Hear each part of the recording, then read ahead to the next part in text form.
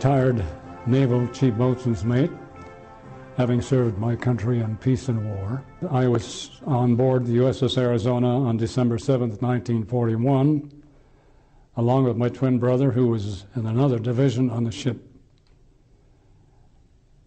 During the conflagration and the enormous losses of men, I lost track of him, and he was killed on board. The commanding officer who was on board, Lieutenant Commander Fuqua, who became an admiral in the Navy later, pushed me in the back and pushed me over the side with a wounded man in my arms, and he said, "Get out of here before it blows up."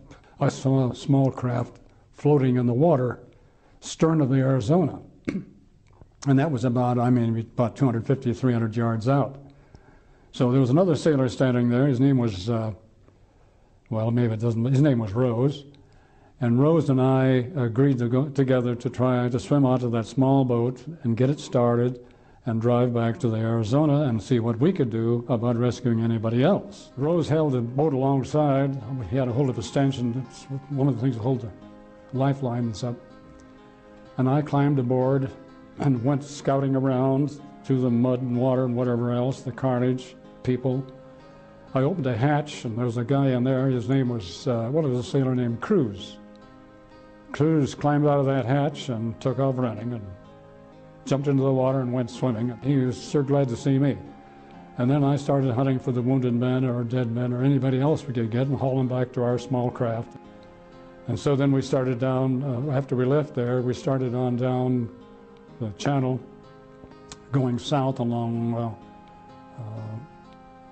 Fort Island, and headed down past the other battleships that were sinking or burning or turned over or whatever. The Oklahoma was turned over. And we got close to the seaplane ramp and we got hit.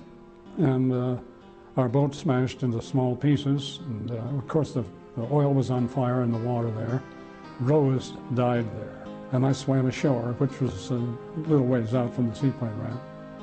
And I collapsed on the beach there for a minute or two. And then the Japanese second wave came in and started machine gunning everybody, and so I had to get off the beach. There wasn't anybody who hadn't been hit or something. And I think there was about 300 actual survivors of the Arizona, and probably 10 doctors, probably 100. And the 1,102 are considered killed in action on the Arizona, and eventually my brother was named as killed in action. In any case, I couldn't find him, and that's the only thing that's one of the things I do regret.